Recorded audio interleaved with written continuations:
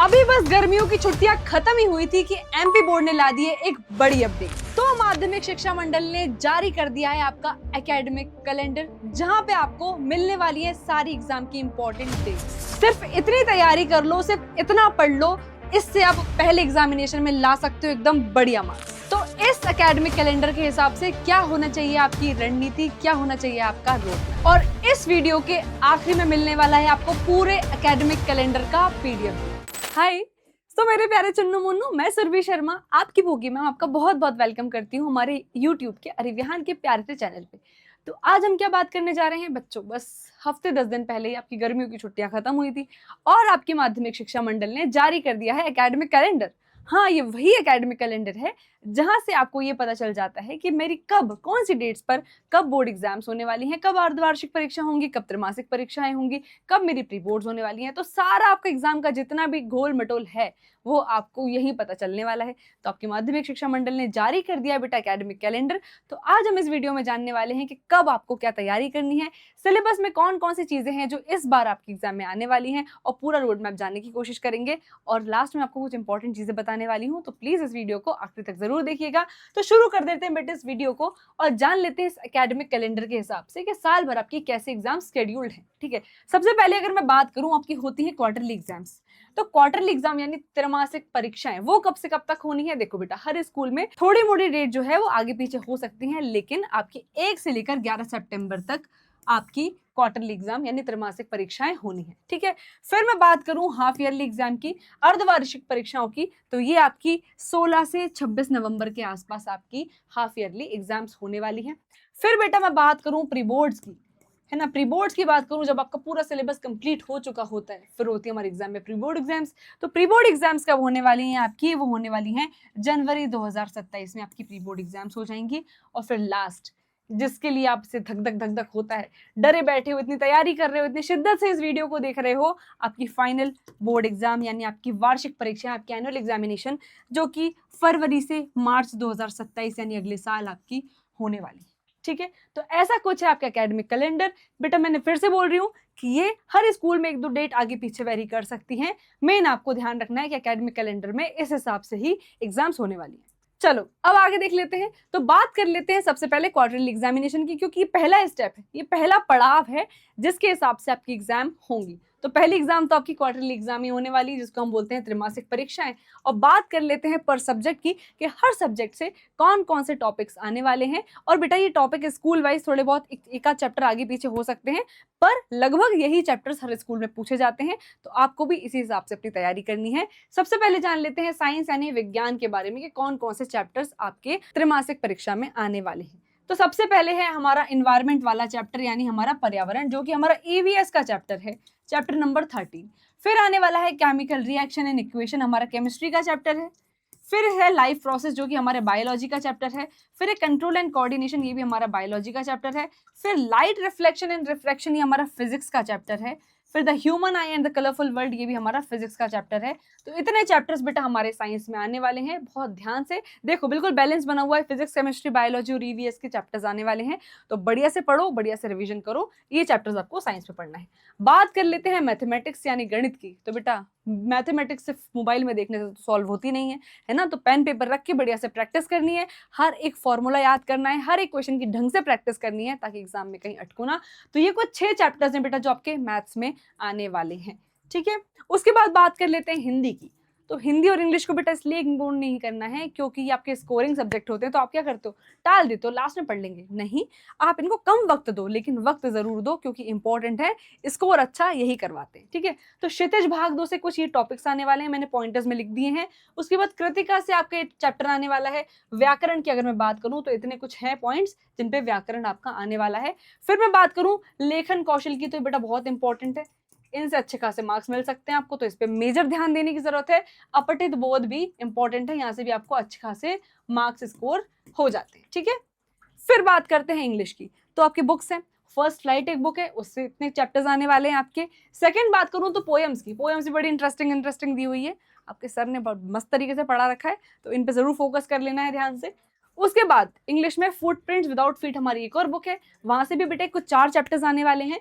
Then बात करें grammar and writing portion की, जैसा मैंने हिंदी में बोला same to same writing portion बहुत इंपॉर्टेंट है। क्या फॉर्मेट है, कैसा वोकैब आपको यूज करना है, कहाँ कहाँ कौन सी चीजें इंपॉर्टेंट है वो लिखना बहुत इंपॉर्टेंट है। ये भी अच्छा खासा स्कोरिंग है, तो आप इसकी भी तैयारी बढ़िया से कर लीजिएगा, ठीक है। फिर बात करते हैं एसएसटी की। अब एसएसटी में बेटा 4 पोर्शन में डिवाइडेड है हमारा। पहला हिस्ट्री से हमारे 2 चैप्टर्स आने हैं, फिर ज्योग्राफी से ये 4 चैप्टर्स आने वाले हैं हमारे। बात करते हैं पॉलिटिकल साइंस और इकोनॉमिक्स की, तो यहाँ से भी आपके 2-2 चैप्टर्स आने वाले हैं कि बढ़िया से तैयारी कर लीजिएगा। उसके बाद अब बात करते हैं संस्कृत की, तो आपकी पाठ्य पुस्तक से ही कुछ चैप्टर्स आने वाले हैं। एंड देन बात करूं व्याकरण, हमारे लेखन से इतने चैप्टर्स आने वाले हैं। ये कुछ टॉपिक्स हैं जिसपे आपको बढ़िया से तैयारी कर लेनी है।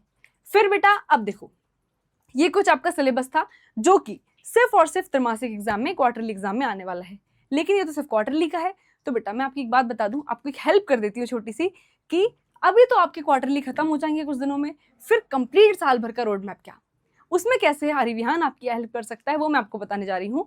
31 अक्टूबर तक आपके स्कूल में सिलेबस हो या ना हो, आप पर्सनली आप अपने लेवल पे 31 अक्टूबर तक या फिर अपने नवंबर फर्स्ट वीक तक आप सिलेबस एकदम कंप्लीट कर लीजिए, क्योंकि फिर आपको मल्टीपल टाइम रिवीजन ही रिवीजन करना है, ताकि बोर्ड एग्जाम्स तक आप एकदम पक्के हो जाओ, एकदम सटीक हो जाओ। तो कंप्लीट रोड मैप का मतलब क्या है कि साल भर आपको कैसी तैयारी करनी है उस पर जरा चर्चा कर लेते हैं, बात कर लेते हैं। मैं सिलेबस की बात कर ही रही थी बच्चों, तो सिलेबस में क्या होना चाहिए, 31 अक्टूबर तक और नवंबर फर्स्ट वीक तक आपका पूरा सिलेबस खत्म हो जाना चाहिए। क्यों खत्म हो जाना चाहिए, क्योंकि फिर उसके बाद आपको 2 से 2.5 महीना मिलता है प्रॉपर बढ़िया रिवीजन के लिए। अगर ये टाइम आपने वेस्ट कर दिया तो जो साल भर की तैयारी है वो जीरो हो जाती है। क्यों जीरो हो जाती है, क्योंकि बिना रिवीजन के बेटा, बिना रिवीजन के जो पुराना पढ़ा लिखा है वो सब बर्बाद हो जाता है। फिर आ जाती है रिवीजन की बारी। ये बेटा सबसे बड़ी की है, रिवीजन के बिना तो बेटा कुछ भी संभव नहीं है।